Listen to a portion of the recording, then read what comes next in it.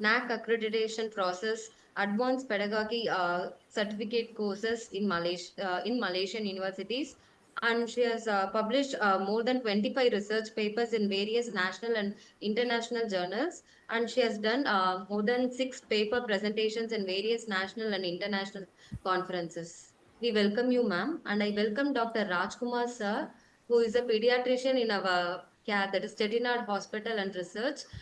We welcome you, sir. Over to you, ma'am, Dr. Veena, ma'am. Um, yes, am I audible? Yes, ma'am, you are audible. Welcome, Okay, ma'am. thanks for that crisp introduction, ma'am, and good afternoon, everyone. I think, shall I start the session, or Eh, do you want me to No, ma'am, you can wait start this. for anyone? No, ma'am. Okay, okay. I would, Our before starting the participants are session, here I would already. like to. Hello?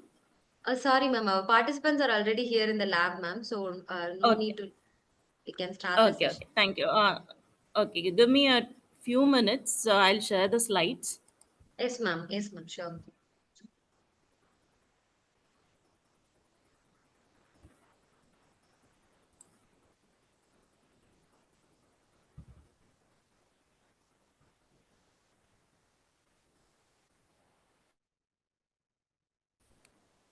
Is my slides visible? No, Bhuwana ma'am. madam, is my Yes, slides visible? ma'am, we have started screen sharing, but it's not visible yet, ma'am. I think it might take a little more time.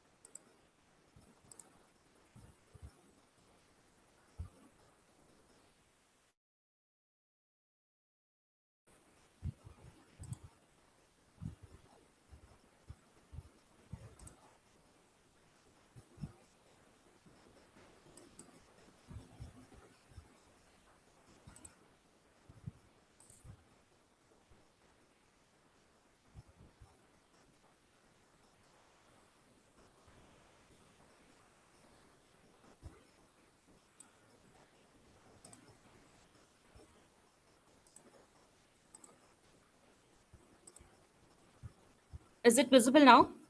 Yes, ma'am. Your PPT is visible now, ma'am. Ma'am, can you Okay. wait for 2 minutes, ma'am? Here, there is an audio problem, ma'am. Yeah, rectifying it, ma'am. Okay. Sorry for the delay. No problem. Can I make it as a full screen? Yes, ma'am. Okay. In a slideshow, yes, ma'am. Now? Yes, ma'am. It's correct, ma'am. Okay. Okay. Thank you.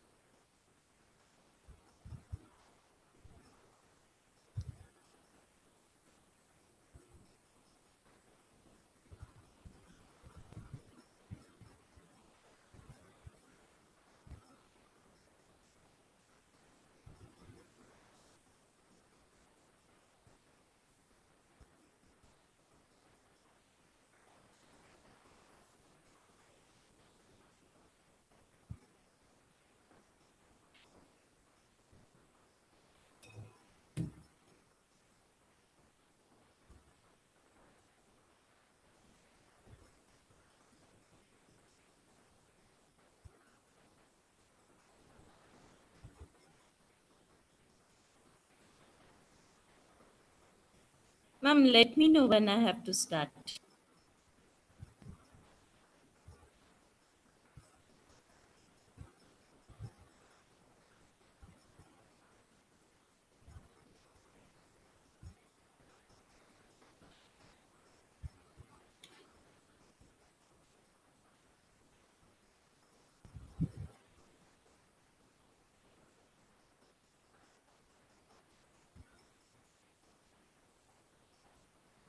Yes, ma'am. We shall let you know, ma'am. 2 minutes, ma'am. Okay. I just wanted to confirm one thing. Are my slides moving? Just here, I'm able to see in my phone, ma'am. I'll just see, ma'am. 2 minutes, ma'am. Okay. Okay.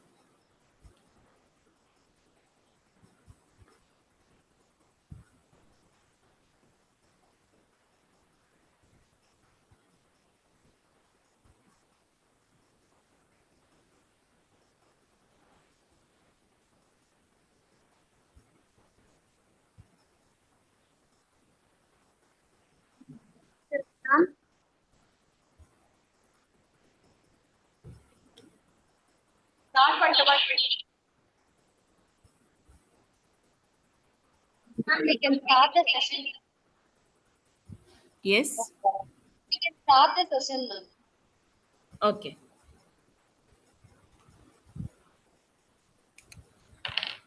So, good afternoon, everyone. Today, we are here to talk about the most important landmark in education, that is National Education Policy 2020. This is part one, which focuses on school education. Part two focuses on higher education. Part three focuses on the key areas and key focus areas. And part four is the actual implementation or making it happen stage. So before I start the session, I would like to thank Dr. Ambujawali and the administrators for providing me this opportunity to speak about a very, very important topic. So, coming to the session's objectives, the objectives is to appreciate the key vision and guiding principles of National Education Policy 2020, understand the structural and curricular reforms proposed for higher educational institutions, discuss the role of faculty in implementing student centric teaching, assessment reforms, and outcome based education, understand the importance of institutional autonomy, competition, and the shift towards becoming multidisciplinary education and research universities. So, before we come to the actual NEP, let us just have a walkthrough on evolution of national policy of education. It was 1964 Kothari Commission or Committee was formed, which is a national system of education with common structure and curriculum, which emphasized that education is very important for national development. And in 1968, the National Policy on Education emphasized the importance of vocational training and teacher training and adult education. In 1986, a new addition was added where they felt that there is a need for child-centered and activity-based approach to learning, and they established a three-tier system of education, namely the primary, the secondary, and the high school level. National Policy on Education 1992 further believed that there is a need for flexible and diversified education system, leading to an establishment of a national system of vocational education and training. And then comes the masterpiece, that is the National Education Policy 2020. This policy proposes a revision and revamping of all aspects of education structure, including its regulation and governance, to create a new system that is aligned with the aspirational goals of 21st century education while building upon India's tradition and value systems. It represents one of the most significant overhauls in India's educational landscape in decades. It reimagines education with a flexible curriculum that emphasizes critical thinking, experiential learning, and digital literacy.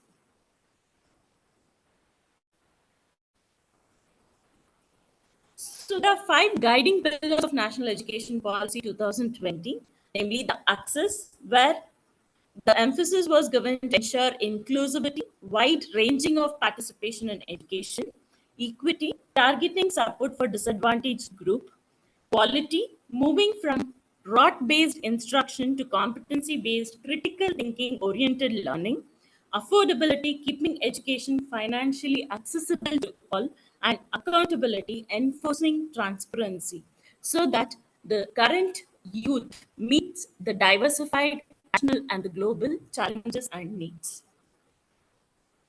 So the vision of NEP 2020 was to transform the Indian higher education system into one that is holistic, flexible, multidisciplinary, aligned with the needs of 21st century, globally competitive, yet rooted in Indian values, focused on producing critical thinkers, innovators, and socially responsible citizens.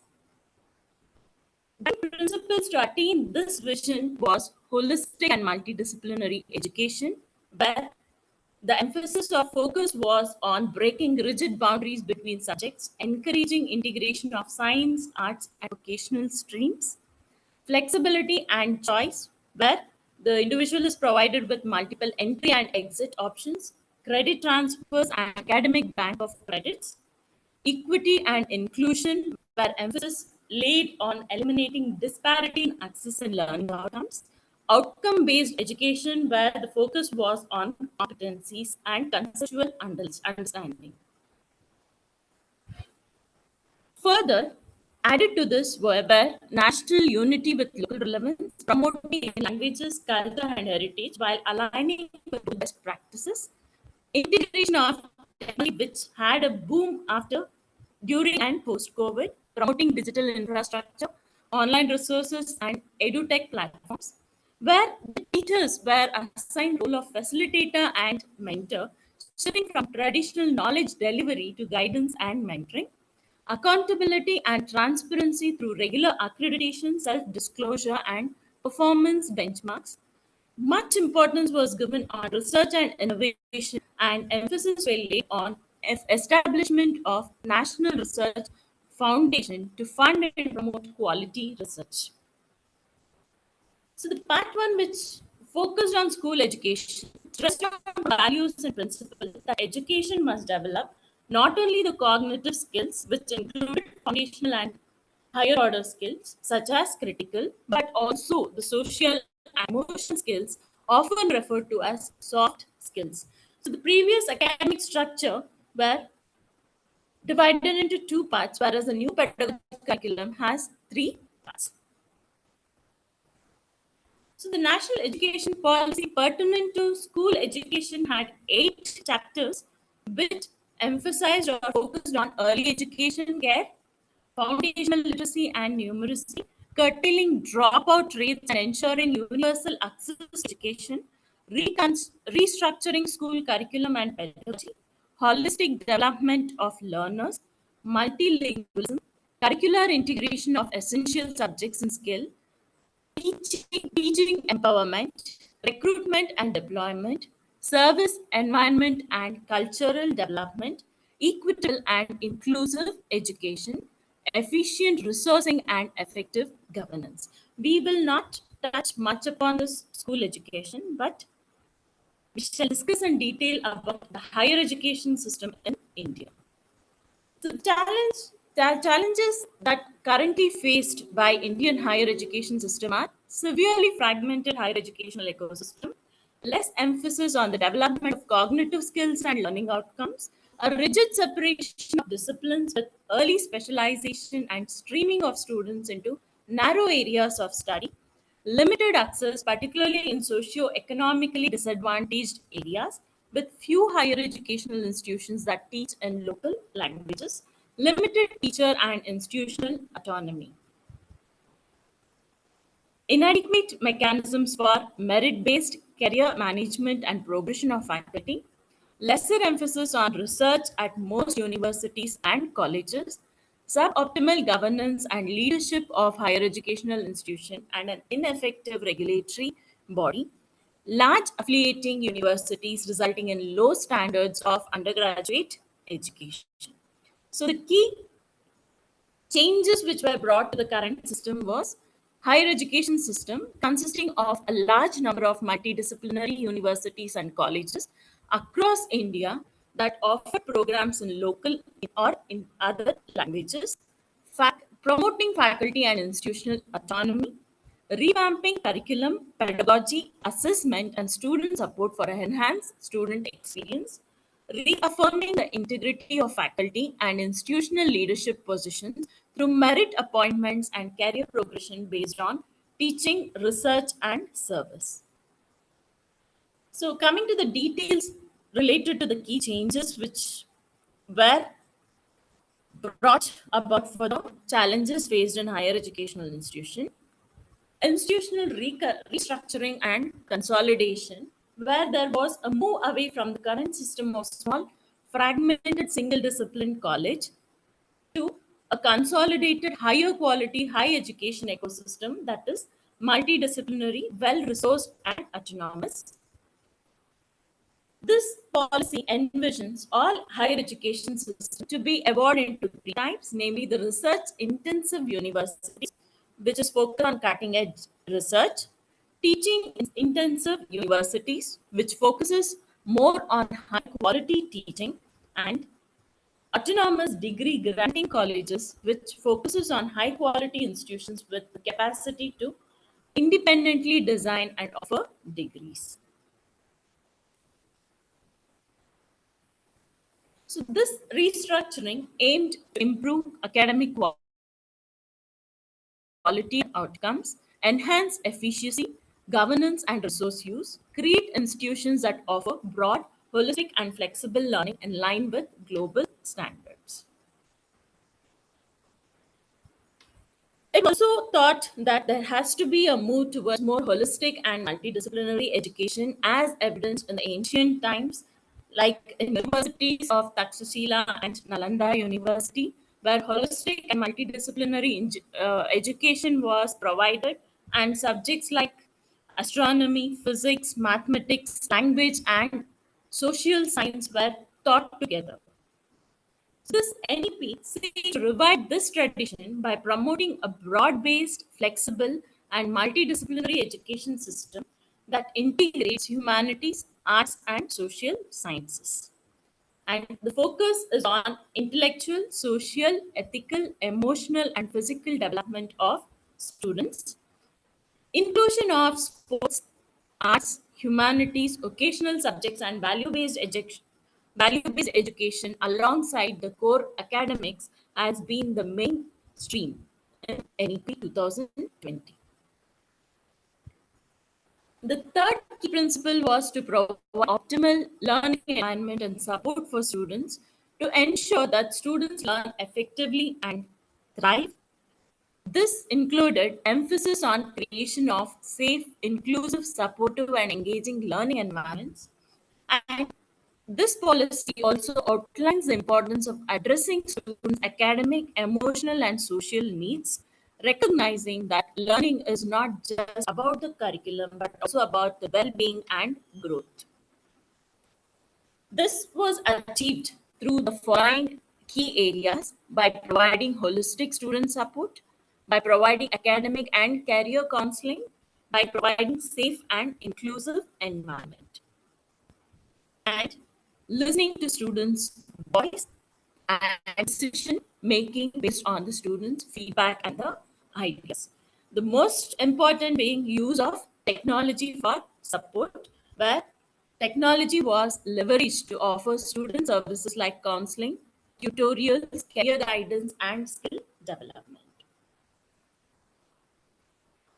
So, most important is the to motivate and empower faculty, and the key area which was addressed is motivated, energized, and capable faculties. So recognizing that teachers are the heart of education system, national education policy prioritizes attracting and nurturing high quality, motivated faculty in higher education institutions. The goal is to create an environment where faculty can thrive professionally, contribute meaningfully, and continually improve. So, for this, Emphasis was laid on merit based, transparent recruitment, continuous professional development, autonomy in teaching and research, recognition and incentives for teaching, research, as well as mentoring, workload and support by allowing and providing time for teachers in research, mentoring, and self improvement. The goal was to obtain or to empower but not to overburden teachers, value but not to overlook, inspire and not be stagnant. The fifth key indicator or the key change which was in NEP was equity and inclusion in higher education, where NEP places a strong emphasis on ensuring that higher education is inclusive and accessible to all, especially to underrepresented and disadvantaged groups. The goal is to build a system where every student, regardless of background, can participate, succeed, and thrive in higher education. So the focus was on reducing gaps in access, participation, and learning outcomes, set up special education zone in areas with high populations from socioeconomic disadvantaged group, reduced gaps in access to other disadvantaged groups like minorities, girls, and women, socioeconomic disadvantaged group, person with disabilities, and geographically disadvantaged group, provide additional financial and academic support to institutions in these zones, creation of a gender inclusion fund to support education of female and transgender students. The goal was to create a higher education system where no student is left behind due to systemic barriers. The diversity is valued and support structures are in place to help every learner succeed.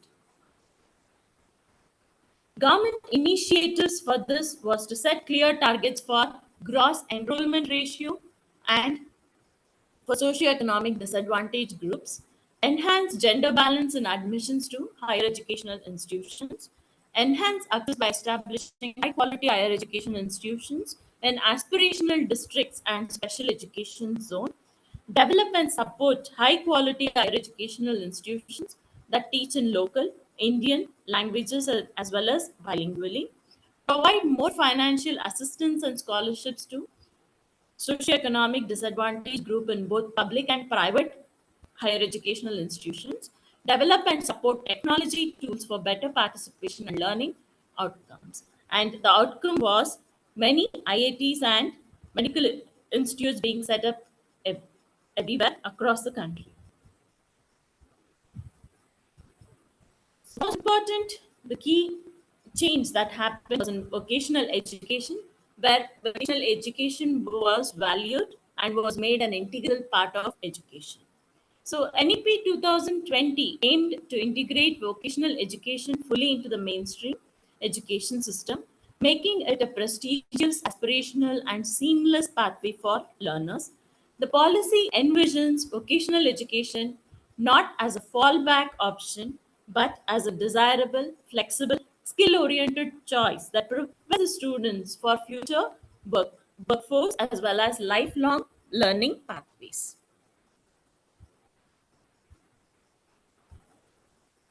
So this vocational education was integrated early as in class 6 and continued till higher education.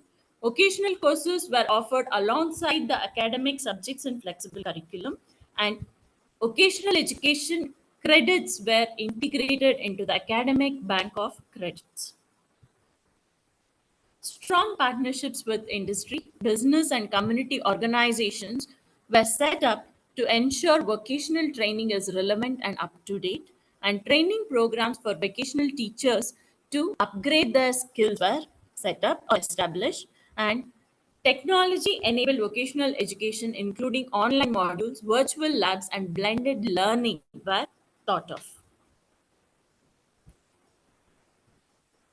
The most valued is catalyzing quality academic research, where emphasis was on the critical role of academic research in driving innovation, knowledge creation, and national development.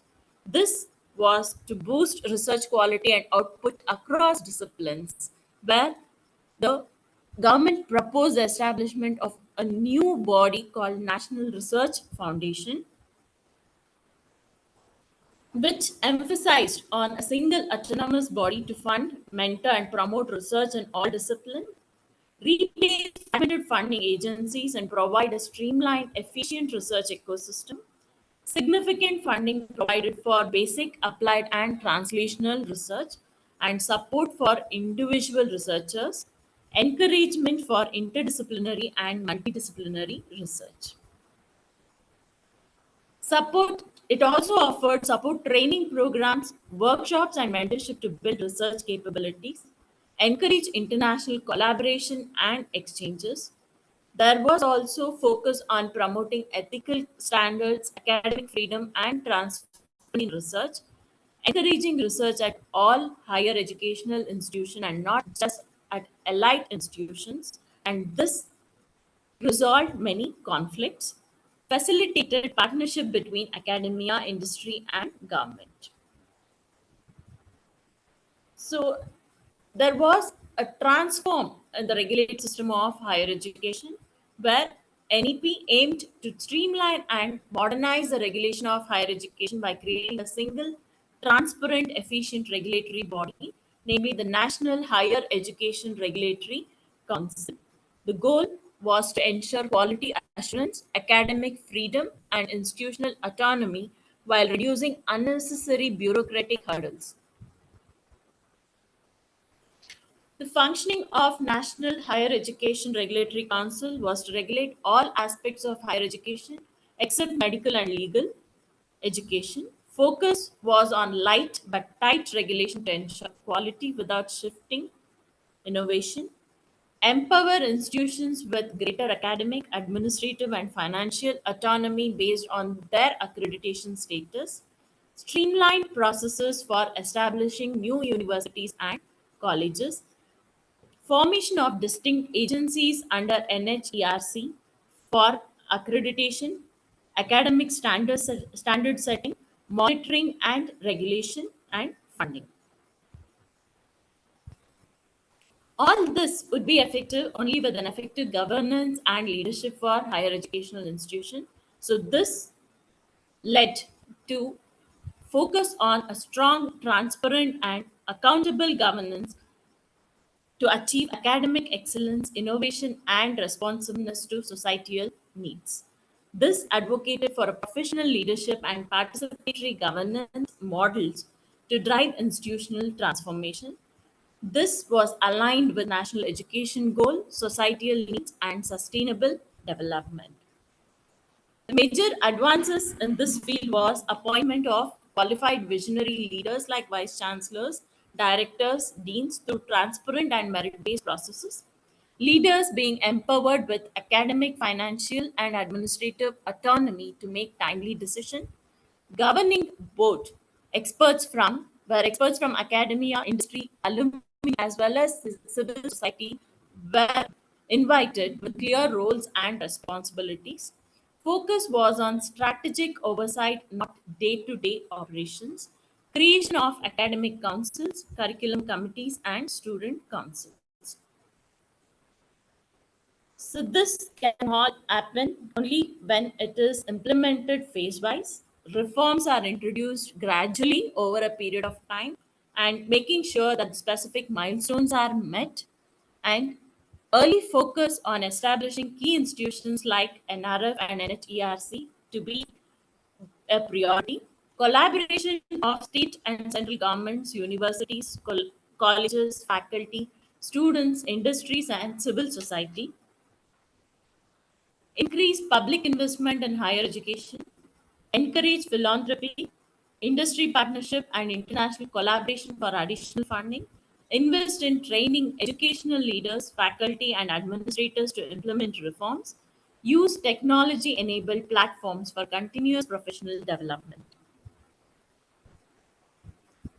Establish robust mechanisms for monitoring progress and evaluating outcomes, amend existing laws and create new legislation as needed to support reforms, simplify regulatory frameworks to foster innovation and autonomy, support innovative teaching, curriculum reforms, and research through newly created institutions, foster a culture of continuous improvement and excellence. So, with all these areas in mind, the timeline for implementation in NEP is as follows. The milestone to be achieved by 21-22 is formulation of National Curricular Framework for School Education, National Curricular Framework for Teachers Education. 22-23, a common guiding set of national professional standards for teachers. 25-26 is attaining universal foundational literacy and numeracy in all primary schools for all learners. State, union, territory governments to optimize resources through mechanisms to group or rationalize schools such as school complex. At least 50% of the learners to be exposed to vocational training. And by 2029-30, universal provisioning of quality early childhood development care. Teachers' education to be gradually moved into multidisciplinary colleges and universities, and educationally sound multidisciplinary and integrated teacher education program shall be in force. By 2040, the policy to be fully operational. Following this, a comprehensive review shall be taken. So, however, this NEP doesn't hold good to healthcare as well as the legal education, but there are few focus areas which were adopted because healthcare education needed a re-envision needed to be re-envisioned so that the duration, structure, and design of the educational programs needed to match with the role requirements that the graduate play. Students were assessed at regular intervals on well-defined parameters, primarily right for working in primary care and in secondary hospitals, which was adapted from the NEP 2020. An integrated healthcare education system was proposed where all students from allopathic medical education need to have a basic understanding in yoga, Ayurveda and naturopathy, Siddha, Unani and homeopathy, or vice versa. So, which emphasizes on holistic education. A greater emphasis was on preventive healthcare and community medicine in all forms of healthcare education. So, this led to adoption of certain guidelines from NEP by NMC, and NMC had made certain reforms post 2020, where National Medical Commission was replaced. National Medical Commission replaced the Medical Council of India, aligning the NEP's vision for regulatory overall in professional education. A national exit test, unified licensing and postgraduate entrance test for medical graduate, reflecting the NEP's goal of standardized competency-based evaluation across professional disciplines. NMC had also adopted outcome-based education, that is competency-based medical education, which was one of the pillar conversion of learning to competence-based education, where ethical training modules, clinical exposure for earlier years, integration of preventive and community medicine into the curriculum reflected NEP driven educational philosophy and multidisciplinary pedagogy. However, a roadmap was proposed by the experts from the dental education field, which focused on holistic, interdisciplinary, multidisciplinary, flexible, credit based online learning curriculum, interdisciplinary pedagogy, much emphasis given to acquisition of skills so that the individual is future ready to meet the global as well as the national needs. Emphasis being given to research and open distance learning. Examination should be continuous and comprehensive. More importance given to formative assessment and introduction of academic bank of credits, student wellness, programs with much focus for providing an optimal environment like vibrant campus, good hostel facility, medical facility, and counseling.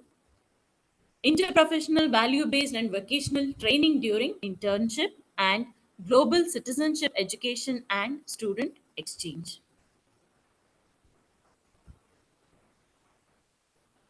So some of the recent developments happened in uh, the recent 1 or 2 months. In July 21st, NEP aimed to nurture learners with character, courage, and competence, but the ex-dean had made a stay saying that parents must shift from materialistic aspirations to valuing character building and sustainable development.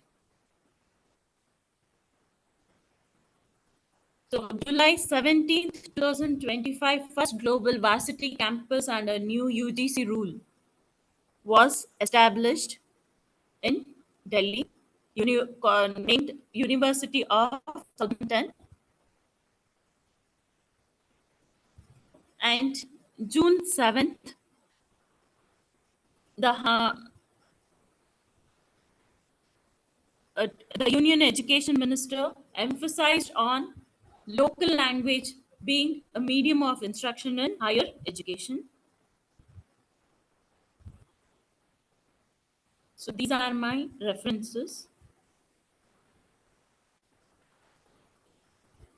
Actually, I had planned a session activity, but since for faculty members, I can share the template later, where you need to choose one of the focus areas, either curriculum restructuring and flexibility, multidisciplinary and holistic education, assessment reforms, research, technology, faculty development, or institutional governance. Choose one area.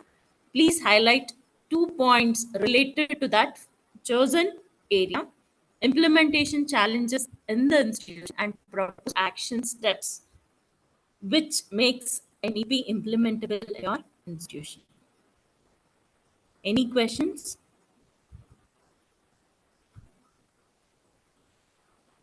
Thank you for your attention.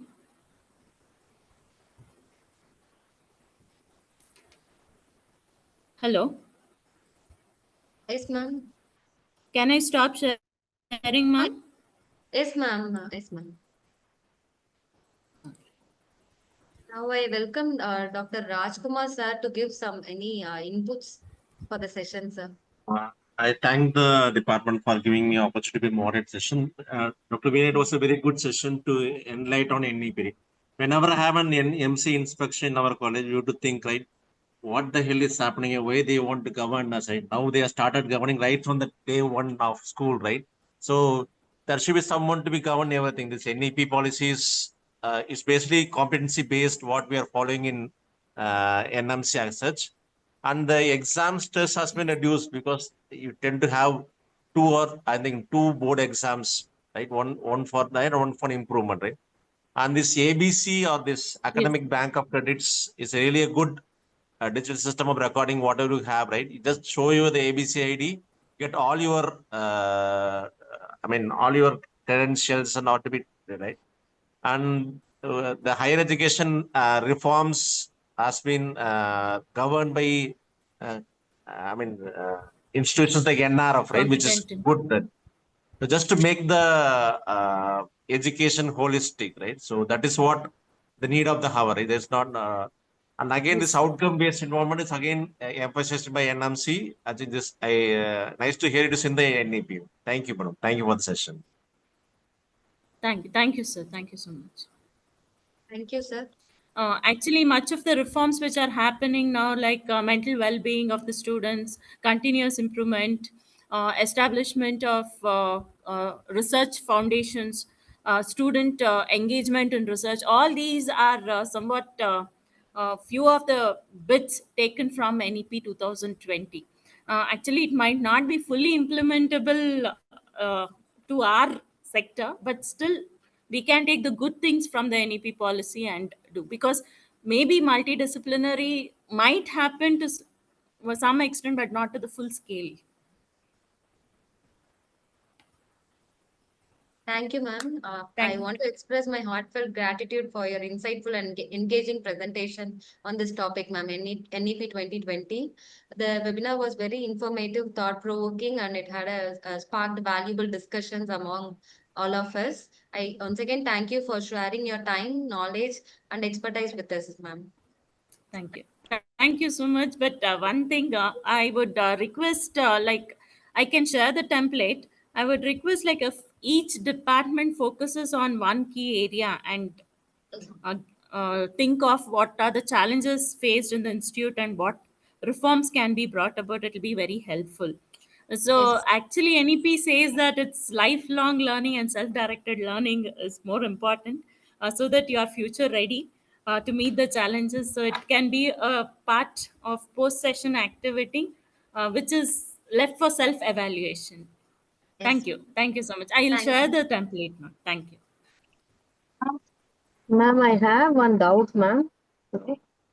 Yes, ma'am. Ma'am, this is pertaining to this incorporation of this Yes, Indian ma'am. language system or bilingual language, how it can be like implemented in like health sciences, ma'am? Like, No, that's what, ma'am. That's what was told, because it cannot be implemented to full scale. oh, As such, we get NEET students who don't belong to a particular yes. locality. So it is a major challenge which need to be addressed. That's why they tell, like, few of the key areas which is being mentioned in the NEP might not be applicable for medical and legal educations. Yes, So ma'am. if Okay. at all, if you are having, it again becomes a bias or cultural imbalance. If at all, if it is Mm-hmm. bilingual Mm. told in Tamil and English, people coming through NEET with Yes, mother yes, tongue as ma'am. other languages, they might come up with few other issues, cultural issues. Yes, ma'am. Okay. The issue Okay. with bilingual is when I have to translate this into Tamil, I have to translate into liver, right? And because when I go to write the exams, there are only few sentences I going to correct you in Tamil, right? That's a big issue Yes, there. yes, Again, I have to write liver in Tamil also, right? So there yes, is no yes. use of translating that into Tamil and then doing that, right? So any of the Yes, there is basic a terminology. mix. Students are also mixed, even teachers are mixed, so it is very difficult. I might find very difficult to teach in Tamil and Tamil. So all those biases set in when we think of teaching in bilingual or other languages. But though NMC Okay. insists Okay. on bilingual teaching, but it seems to insist on only assessment in English. Yeah, it's an That's the optional, biggest. sir. That's what they have told. There is no set guidelines or there is no rule as such. It doesn't mandate. Council doesn't mandate, but it is left up to. Usually, what we do is few of the things sentences we tend to insert while teaching. We try to tell in our local language when we are teaching, provided that we have that chunk of that students. So it The is like problem that. I have to translate in Tamil, in Hindi, Malayalam, Telugu, and Tulu, everything. Yeah, Like yeah, it's correct, not a correct, sir. big issue there. So again, I think until they learn the concept in their they're good in line learning in their own mother tongue. If the concepts are learned, once the concepts are learned, they can very well grasp that into English. That's fine. Yes. So certain terminologies we might not be able to tell in the local languages, but still we may be able to explain the concept, provided students are also comfortable. Okay. Thank you, ma'am. Thank you, ma'am. Thank you. Thank you. Thank you, sir and ma'am, for your valuable insights into this national education policy. As a token of gratitude, we share e-certificates to Dr. Veena ma'am and Dr. Rajkumar sir. Thank you, ma'am. Thank you.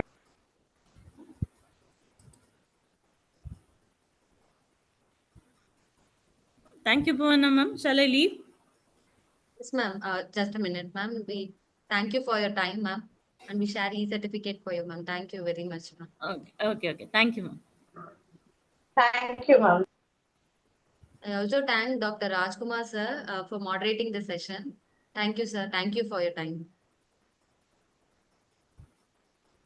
And I also thank Dr. Pujavali ma'am for organizing this event for helping in organizing this event. Thank you, ma'am.